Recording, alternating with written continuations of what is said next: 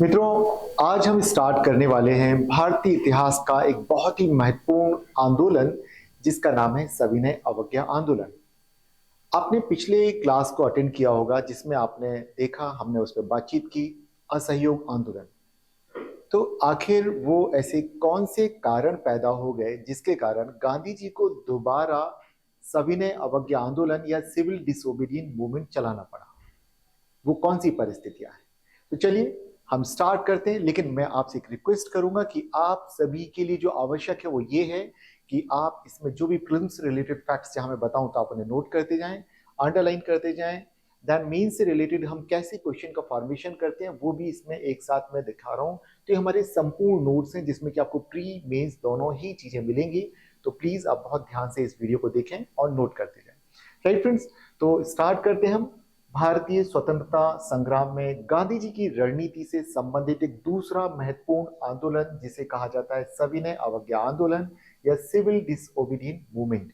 Right friends, तो चलिए, तो सबसे पहला प्रश्न तो यही से बनता है कि आखिर सविनय अवज्ञा आंदोलन कब स्टार्ट किया? राइट, तो फ्रेंड्स यहां पर हम बात करेंगे कि सविनय अवज्ञा आंदोलन कब स्टार्ट हुआ। तो हम बात करेंगे 1930 की। आखिर 1930 में इसे प्रारंभ करना पड़ा तो क्यों, और क्या इसे किन्हीं और दूसरे नामों से जाना जाता है? क्योंकि कई बार प्रश्न में अगर आ जाता है कि नमक सत्याग्रह क्या है, नमक आंदोलन क्या है, तो यह भी सविनय अवज्ञा आंदोलन है। फिर आपके मन में प्रश्न आएगा कि सर नमक सत्याग्रह तो दांडी मार्च को कहा जाता है, तो दांडी मार्च से ही सविनय अवज्ञा आंदोलन की शुरुआत होती है, इसलिए इसे नमक सत्याग्रह भी कहा जाता है। तो फ्रेंड्स यहां देखिए, एक नमक सत्याग्रह भी है और ये भी है।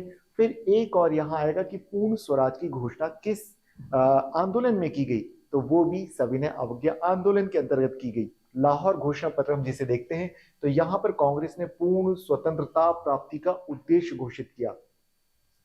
तो पूर्ण स्वतंत्रता तक कैसे पहुंच पा रहे हैं? देखिए, जहां धीरे धीरे करके जो आईएनसी है, इंडियन नेशनल कांग्रेस है, वो मजबूत होती चली जा रही है, गांधी की रणनीति मजबूत होती चली जा रही है, भारत में राष्ट्रीय आंदोलन का प्रसार होता चला जा रहा है। वो सिर्फ कुछ पढ़े लिखे शिक्षक, वकील, डॉक्टर या हम कहेंगे जागीरदार जमींदार वर्ग का आंदोलन ना रहकर बल्कि एक मास मूवमेंट में कन्वर्ट होता चला है, जन आंदोलन बनता चला जा रहा है, जिसमें गांधी की स्ट्रेटजी बहुत इंपॉर्टेंट रोल प्ले करती है। और सवाल एक और आता है कि जब क्रांतिकारी घटनाएं भारत में बहुत सारी अलग अलग हिस्सों में घट रही हैं, लेकिन उसके जिस तरह के परिणाम आने चाहिए थे उस तरह के परिणाम भी प्राप्त नहीं हो पा रहे, तो वो कौन सा माध्यम अपनाया जाए? धीरे धीरे करके भारतीय लोगों, ना केवल भारत के उदारपंथी, गर्मपंथी, बल्कि क्रांतिकारियों ने भी इस बात को स्वीकार कर लिया कि गांधी जो रास्ता बता रहे हैं वो सबसे बेहतर रास्ता है। और उसी कड़ी में हम देखते हैं असहयोग आंदोलन के बाद सविनय अवज्ञा आंदोलन को हम देखते हैं, जिसमें पिछले बार के आंदोलन की तुलना में और भी व्यापक वर्गों की भागीदारी हम देखेंगे। फ्रेंड्स, तो मैं यहां आपको दिखाता जाता हूं, आप नोट करते जाइएगा। तो सविनय अवज्ञा आंदोलन को यदि हम देखें कि औपचारिक रूप से कब स्टार्ट किया जाता है, तो ये किया जाता है 6 अप्रैल 1930। और यहां पर प्रश्न आएगा कौन से मार्च से स्टार्ट किया, तो आप कह देंगे कि दांडी मार्च। अब दांडी कहां पर है? तो ये गुजरात में है, जहां पर गांधी जी ने समुद्र के तट पर जाकर के नमक बना करके नमक कानून तोड़ा और ये उन्होंने खुलेआम घोषणा की थी। राइट फ्रेंड्स, तो अब हम आगे बढ़ते हैं और अगला देखते हैं कि सविनय अवज्ञा आंदोलन के लिए जो पृष्ठभूमि तैयार की वो कौन सी घटना है। देखिए, ये आपको दोबारा से बताना इसलिए जरूरी है कि अगर हमें कोई भी आंदोलन हो रहा है, कोई घटना घट रही, तो आखिर उसका रीजन क्या है? तो ऐसा क्या कारण पैदा हुआ कि 1922 के जब 13 फरवरी 1922 को असहयोग आंदोलन गांधी जी वापस ले लेते हैं, उसके बाद वो कौन सी परिस्थितियां बनी जिसके कारण गांधी जी को दोबारा से 1930 में 8 साल बाद एक दूसरे नए बड़े आंदोलन की तैयारी करनी पड़ती है, और जो कि बहुत व्यापक पैमाने पर पूरे भारत में जिसका प्रसार था। तो देखिए यहाँ क्या क्या होता है। सबसे पहले हम देखें कि यहाँ पर क्रांतिकारी जो हमारे लीडर्स थे, राइट, तो उनकी लगातार गिरफ्तारियां हो रही हैं, और ऐसे में अगर कोई डिमांड की जाती है उनकी गिरफ्तारी से, उनको कैसे, क्योंकि उनको कहा जाता है कि उनको राजनीतिक कैदी का दर्जा दिया जाए, लेकिन ब्रिटिश सरकार क्या बोलती थी कि ये तो उग्रवादी हैं, आतंकवादी हैं। तो यहां पर कांग्रेस की डिमांड थी कि अगर कोई क्रांतिकारी नेताओं को गिरफ्तार किया जाता है तो उसके लिए कोई आंदोलन चलाया जाता है, विरोध प्रदर्शन किया जाता है, उसको राजनीतिक विरोध माना जाए, ना कि कोई उग्रवादी या आतंकवादी घटना मानी जाए। सेकंड आता है कि यहां पर 1929-1928 का जो हम एरा देखते हैं, वहां पर बात आती है कि भारत के लोग अपने लिए स्वयं एक संविधान बनाएंगे। अब ये सवाल क्यों आता है, क्योंकि 1919 का अधिनियम, उसमें ये तय किया गया था कि 10 साल बाद इस अधिनियम का रिव्यू किया जाएगा और देखा जाएगा कि भारतीयों को और कितनी अधिक स्वतंत्रता दी जानी चाहिए, भारत में और कितनी अधिक संसदीय व्यवस्था का विकास किया जाना चाहिए। तो वहां पर 1929 में जो होना था, तो उसके लिए 1927 के दौरान हम देखते हैं कि यहां पर साइमन कमीशन को भेजा जाता है और साइमन कमीशन का भारत में व्यापक पैमाने पर विरोध किया जाता है। क्यों? क्योंकि साइमन कमीशन जो कि भारत के लोगों के लिए यह तय करने के लिए आया था कि भारत में किस प्रकार से लोकतंत्र का विकास किया जाए, किस प्रकार की राजनीतिक प्रणाली का विकास किया जाए, किस प्रकार का पार्लियामेंट्री सिस्टम डेवलप किया जाए। लेकिन भारतीयों के लिए बनाए जाने वाले आयोग, भारतीयों के लिए बनाए जाने वाले संविधान में किसी भारतीय का प्रतिनिधित्व नहीं था, इसलिए साइमन कमीशन का विरोध किया जाता है। गो बैक साइमन, साइमन वापस जाओ के नारे लगाए जाते हैं और उसी दौरान हम देखते हैं कि लाला लाजपत राय विरोध प्रदर्शन के दौरान घायल हो जाते हैं और उनकी बाद में मृत्यु हो जाती है, जिसकी प्रतिक्रिया स्वरूप भारत के जो युवा क्रांतिकारी संगठन हैं, उनमें से हम देखेंगे भगत सिंह, सुखदेव, चंद्रशेखर आजाद, ये लोग व्यापक पैमाने पर क्रांतिकारी गतिविधियों को अंजाम देते हैं, इनकी गिरफ्तारी की जाती है और उन सबका विरोध भी हम यहाँ देखते हैं कि जो पहला पॉइंट हम देखते हैं कि क्रांतिकारी नेताओं की गिरफ्तारी, और उनका डिमांड था यहाँ पे कांग्रेस ये भी कहेगी, वो बोलेगी राजनीतिक पीड़ितों का दिन मनाया जाएगा। जिस दिन की हम देखेंगे कि क्रांतिकारियों के विरुद्ध इस तरह के आदेश दिए जाते हैं, तो वो कहेंगे कि क्रांतिकारियों को आप कौन सा दर्जा दीजिए, राजनीतिक बंदियों का। तो देखिए संविधान की खोज, नेहरू रिपोर्ट भी यहाँ पे आएगी कि नेहरू रिपोर्ट जो कि कांग्रेस ने भारत के विभिन्न नेताओं को इकट्ठा करके एक ऐसा संविधान कैसा बनाया जाए, इस बात का एक प्रस्ताव पेश किया था। क्योंकि लॉर्ड बर्कनहेड ने कहा था कि भारतीय इस बात में सक्षम ही नहीं, आपस में ही लड़ जाएंगे, ये लोग अपने लिए एक संविधान बना ही नहीं सकते, तो उसको नेहरू रिपोर्ट। सेकंड आता है कि डोमिनियन स्टेटस।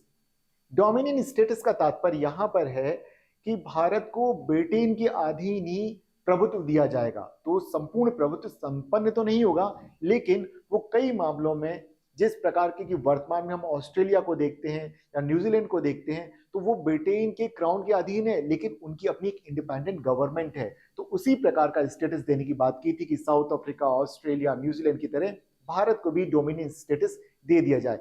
हालांकि बाद में चल के उन सभी देशों में हम देखते हैं कि साउथ अफ्रीका पूर्ण रूप से स्वतंत्र हो जाता है और ऑस्ट्रेलिया और न्यूजीलैंड में भी धीरे धीरे वो परंपराएं कमजोर पड़ जाती है, वहां की अपनी सरकारें एक स्वतंत्र सरकार की तरह व्यवहार करती है और वहां जो क्राउन है एक नाम मात्र के लिए रह जाता है।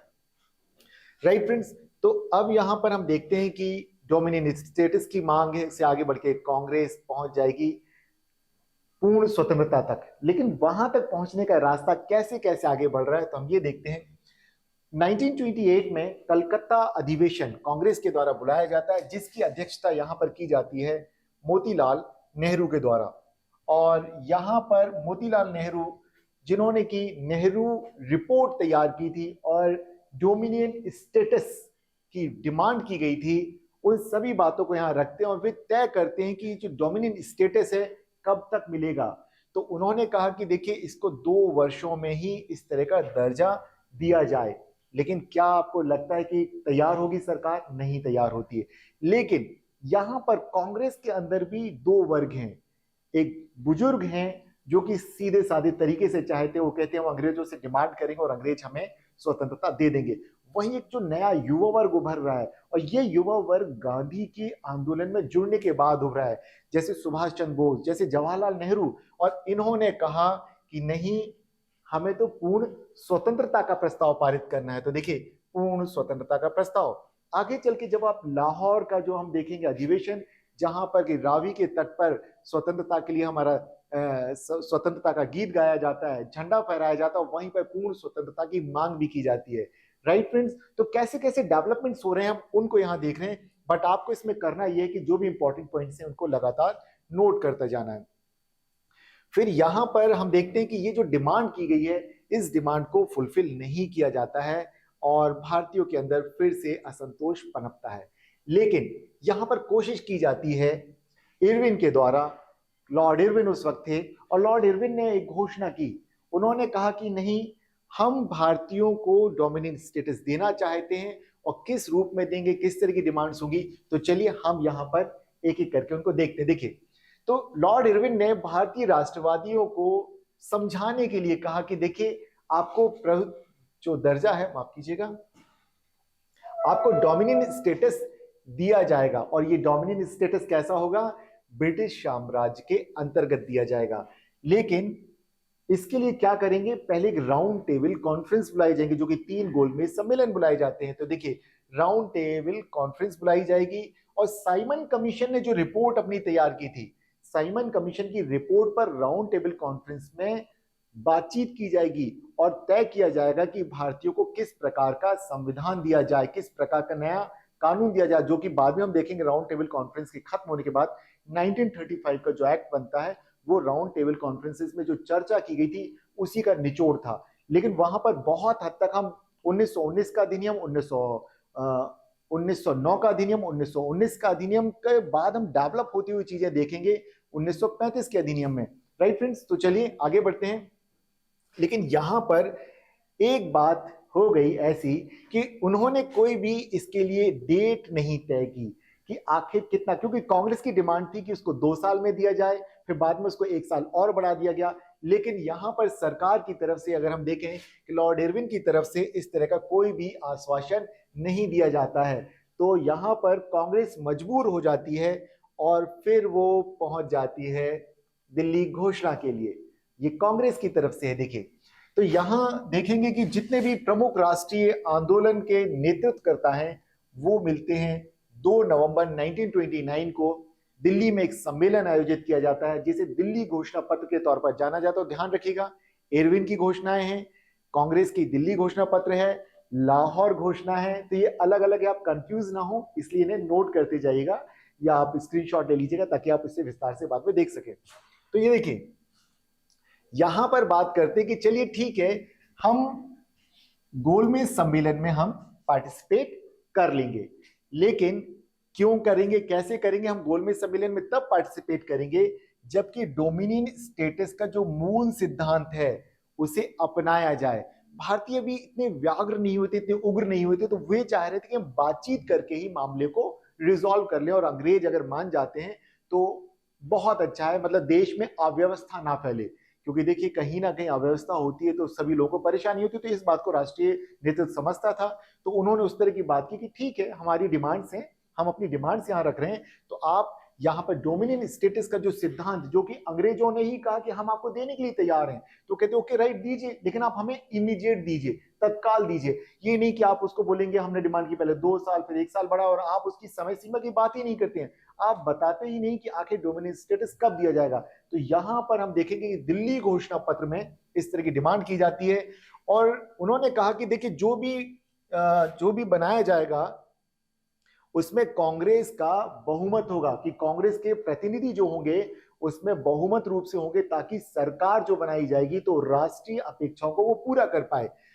लेकिन होगा क्या, एक ऐसा मुद्दा यहां फंस जाएगा, क्योंकि जब बात आएगी कि राजनीतिक कैदियों को माफ कर दिया जाए, और गांधी ये लगातार डिमांड करते रहेंगे, गांधी अपना 11 सूत्री मांग रखेंगे, वहां पे बात कहेंगे, और बाद में चल के इरविन के साथ जो समझौता होता है सविनय अवज्ञा आंदोलन के पहले चरण के बाद, वहां पर भी यही बात गांधी दोहराएंगे। क्योंकि ये बात मैं क्यों कह रहा हूं कि गांधी के ऊपर बार बार ये इल्जाम लगाया जाता है कि गांधी ने भगत सिंह इत्यादि जो क्रांतिकारी आंदोलनकारी थे उनको बचाने के लिए कोई प्रयास नहीं किया। तो मैं यहां बताना चाहूंगा कि गांधी ने अपनी तरफ से हर बार ये बात रखी, हर बार कांग्रेस के जो भी लीडर्स जाते थे बातचीत करने के, उस बात को रखा। राइट फ्रेंड्स, तो यहाँ पे ध्यान रखें, जब भी आप इतिहास देखें तो निष्पक्ष होकर के, न्यूट्रल होकर के देखें, किसी खास विचारधारा से प्रभावित होकर के नहीं देखना, हमें हिस्टोरिकल फैक्ट्स पर बात करनी है। राइट फ्रेंड्स, लेकिन अब होता यह है कि जो भी बातें रखी गई थी दिल्ली घोषणा पत्र में, सरकार उनको मानने से इनकार कर देती है। अब क्या होगा, जब डिमांड्स नहीं मानी जाएंगी और अपनी मांग को मनवाना है, तो यहां पर दोबारा से हम देखेंगे कि कांग्रेस फिर अपने उग्र तेवर दिखाएगी और कांग्रेस अपने जब उग्र तेवर दिखाएगी तो यहां पर हमने जो अब तक कहा ना कि जो बातें घटनी हैं वो घटना घट के रहेगी, और वो घटना है पूर्ण स्वतंत्रता का लक्ष्य। अब कांग्रेस कहती देखिए अब हमें बातचीत बातचीत ठीक है अब करते रहिए, लेकिन अब हमें डोमिनियन स्टेटस नहीं चाहिए, अब हमें चाहिए कंप्लीट इंडिपेंडेंस चाहिए, जो कि 1947 में जाके हमें मिल जाएगी। राइट फ्रेंड्स, तो डोमिनियन स्टेटस उन्होंने कहा नहीं चाहिए, अब हमें सिर्फ और सिर्फ, अगर हम बात करेंगे कभी भी अगर बात होगी राष्ट्रीय नेतृत्व के साथ, तो वो बात होगी पूर्ण स्वतंत्रता, पूर्ण स्वराज कर की बात होगी। यहां पर कुछ इंपॉर्टेंट डेट्स हैं। 31 दिसंबर 1929 को लाहौर रावी नदी के तट पर तिरंगा झंडा फहराया जाता है, लेकिन ये तिरंगा उस तरह का नहीं था जैसे वर्तमान में हम देखते हैं अशोक चक्र के साथ तिरंगा, वो नहीं था उस वक्त। जो चरखा होता था उस तिरंगे में वो होता था, तो ध्यान रखें। सेकंड बात आती है, क्योंकि जो बात इरविन कर रहे थे कि गोलमेज सम्मेलनों में भाग लिया जाए, और कांग्रेस भी पहले तैयार होती थी दिल्ली घोषणा पत्र तक कि राइट हम गोलमेज सम्मेलनों में भाग लेंगे, लेकिन यहां आकर के हम क्या देखते हैं, एक तो डोमिनियन स्टेटस नहीं चाहिए, हमें पूर्ण स्वतंत्रता चाहिए। सेकंड एक चीज और हो जाएगी, हम गोलमेज सम्मेलन जो राउंड टेबल कॉन्फ्रेंस है उसका बहिष्कार करते हैं, हम शामिल नहीं होंगे उसमें किसी भी तरीके से। और एक और इंपॉर्टेंट बात होती है जो कि लगातार एग्जाम्स में पूछी जाती है, वो होती है कि भारत में स्वतंत्रता दिवस पहली बार कब मनाया जाता, तो वो देखिए 26 जनवरी 1930 को स्वतंत्रता दिवस के रूप में मनाया जाता है। तो कभी भी प्रश्न आता है कि वो कौन सी तारीख है, 26 जनवरी 1930 है, और इस बात को ऐसे भी समझिए कि 26 जनवरी 1950 को ही हमारा संविधान को लागू क्यों किया गया, क्योंकि इस डेट का बहुत बड़ा इंपॉर्टेंस था हमारे राष्ट्रीय आंदोलन में, इसलिए हमारे स्वतंत्रता आंदोलन के जो नेतृत्व था उन्होंने भी 26 जनवरी को ही चूज किया। बस ईयर चेंज हो जाता है, वहां 1930 था या 1950 आ जाता। राइट फ्रेंड्स, अब यहां पर एक चीज और हो जाती है, वो कहते हैं कि अब तो क्या होगा, अब यहां पर ठान लिया है, और ठान क्या लिया है कि अब तो भाई रार होके रहेगी। क्यों, कैसे होके रहेगी, कि अब यहां पर उन्होंने कहा कि हम गांधी के नेतृत्व में सविनय अवज्ञा आंदोलन चलाएंगे। देखिए, गांधी के नेतृत्व में सविनय अवज्ञा आंदोलन की शुरुआत की घोषणा कर दी जाती है कि अब तो हर जगह हम टैक्स नहीं चुकाएंगे, विदेशी सामानों की होली जलाएंगे, विदेशी दुकानों का बहिष्कार करेंगे, और जो कुछ हमने असहयोग आंदोलन में देखा था वो सारा यहां पर शामिल किया जाएगा, और यहां पर कर ना चुकाने के आंदोलन को और भी बड़े पैमाने पर अपनाया जाएगा, और ये भी एक अखिल भारतीय स्वरूप लेगा। हम आगे देखते जाते हैं, अब बस आप इसे नोट करते जाइएगा।